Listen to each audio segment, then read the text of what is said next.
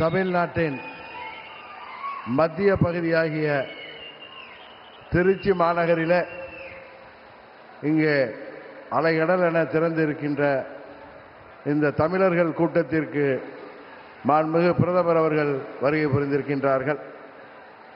கடந்த 10 நாட்களுக்கு முன்பு மதுரையில் பாண்டிய நாட்டின் தலைநகரில் வைகைக்கரை ஓரத்தில் அன்றைக்கு மாண்புமிகு பிரதமர் அவர்கள் நம்மோடு மதுரை மண்டல மக்களை சந்தித்துவிட்டு சென்றார்கள்.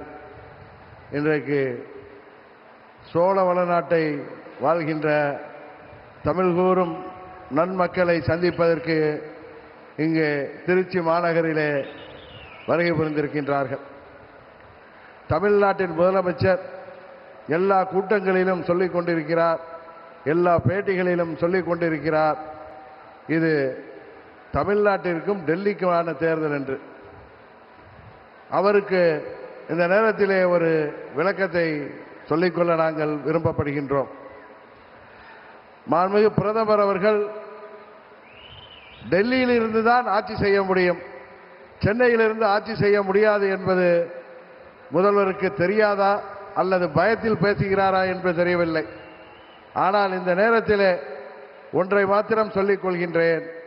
மாண்புமிகு பிரதமர் அவர்கள் டெல்லியிலிருந்து ஆட்சி செய்தாலும் அவர் குஜராத்தை சேர்ந்தவர். குஜராத் என்பது தமிழ்நாட்டோடு பல ஆயிரம் ஆண்டுகளுக்கு முன்பே தொடர்புடைய ஒரு பிரதேசம்.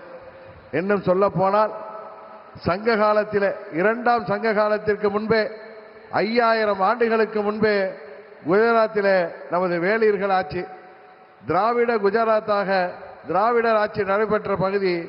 அந்த பகுதியில் துவாரகா என்கிற பட்டினம் எல்லோருக்கும் தெரியும்.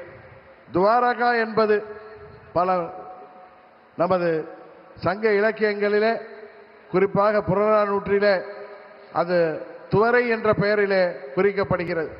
அந்த துவரையை அன்றைக்கு வேளிர், தமிழ் பேசும் வேளிர்கள், திராவிடர்கள் ஆட்சி செய்தார்கள். அங்கிருந்து அவர்கள் 1500 ஆண்டுகளுக்கு பிறகு தமிழ்நாட்டிலே வந்து வேளிர் மன்னர்களாக ஆட்சி செய்தார்கள். நாம் எல்லாம் பெரிதும் போற்றுகின்ற பாரி வள்ளல், வேல் பாரி என்று அழைக்கப்படுகிறாரே, அவர் வேளிர் அம்சம்தான். அதுபோல தகட்டூரை தலைநகராக கொண்டு ஆட்சி செய்த அதிகமானவர்களும் வேளிர் வம்சம்தான். அந்த வேளிர்கள் அன்றைக்கு 5000 ஆண்டுகளுக்கு முன்பே அங்கே குஜராத்திலே துவாரகா பகுதியிலே ஆட்சி செய்தவர்கள். அந்த பகுதியிலிருந்து நமது பாரத பிரதமர் அவர்கள் இன்றைக்கு தமிழ்நாட்டிற்கு வந்திருக்கிறார். அதுவும் சொல்ல போனால் 2வது தமிழ் சங்கம் அன்றைக்கு கபாடபுரத்திலே நடந்ததாக நக்கீரர் போன்ற பல்வேறு புலவர்கள் தங்கள் உரையிலே சொல்லியிருக்கின்றார்கள். பல்வேறு புத்தகங்களிலே, பல்வேறு காப்பியங்களிலே அது குறிப்பிடப்பட்டிருக்கின்றது.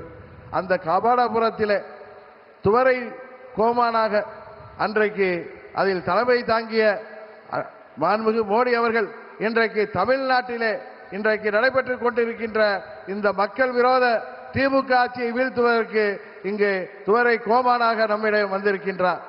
அதனால்தான் சொல்கிறேன், தமிழ்நாட்டிற்கும் மாண்புமிகு பிரதமர் அவர்களுக்கும் உள்ள தொடர்பு பல ஆயிரம் ஆண்டுகளுக்கு முன்பான தொடர்பு.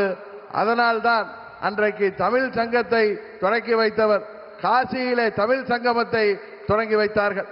இன்றைக்கு தமிழ்நாட்டிலே தமிழர்களின் சங்கமத்திலே நம்மோடு கலந்து கொண்டிருக்கிறார்கள்.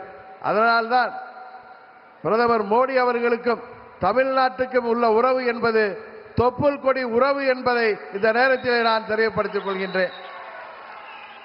இன்றைக்கு அவருக்கு துணையாக, மாண்புமிகு பிரதமர் அவர்களுக்கு துணையாக தமிழ்நாட்டிலே நமது தேசிய ஜனநாயக கூட்டணியின் தலைமையேற்றிருக்கின்ற பச்சை தமிழர் அருமை அண்ணன் EPS அவர்களும், அதுபோல பாட்டாளி மக்களின் கட்சியின் தலைவர் அன்பு நண்பர் டாக்டர் அன்புமணி ராமதாஸ் அவர்களும், தமிழ் மாநில காங்கிரஸ் கட்சியின் தலைவர் அருமை சகோதரர் GK வாசன் அவர்களும் இங்கே, மற்றும் நமது தேசிய ஜனநாயக கூட்டணியைச் சேர்ந்த அனைத்து தலைவர்களும் இங்கே வருகை புரிந்திருக்கின்றார்கள். இந்த நேரத்தில் இங்கே கூடியிருக்கின்ற இந்த தேசிய ஜனநாயக கூட்டணியைச் சேர்ந்த நிர்வாகிகளும் தொண்டர்களும் திருச்சி மாநகரிலே இங்கே அம்மா அவர்களின் சொந்த பூமியான ஸ்ரீரங்கம் அமைந்திருக்கின்ற இந்த பகுதியிலே நாம் எடுத்துக்கொள்ள வேண்டிய சபதம், தமிழ்நாட்டிலே இருக்கின்ற இந்த மக்கள் விரோத, மக்களை ஏமாற்றுகின்ற இந்த தீய சக்தி, இந்த ஊழலாட்சி திமுக ஆட்சியை முடிவுக்கு கொண்டு வந்து மீண்டும் அம்மா அவர்களின் ஆட்சியை மீண்டும் தமிழ்நாட்டிலே தேசிய ஜனநாயக கூட்டணியின் ஆட்சியாக உருவாக்க நாம் அனைவரும் உழைத்திட வேண்டும் என்று பணிவன்போடு கேட்டு விடைபெறுகிறேன். நன்றி, வணக்கம்.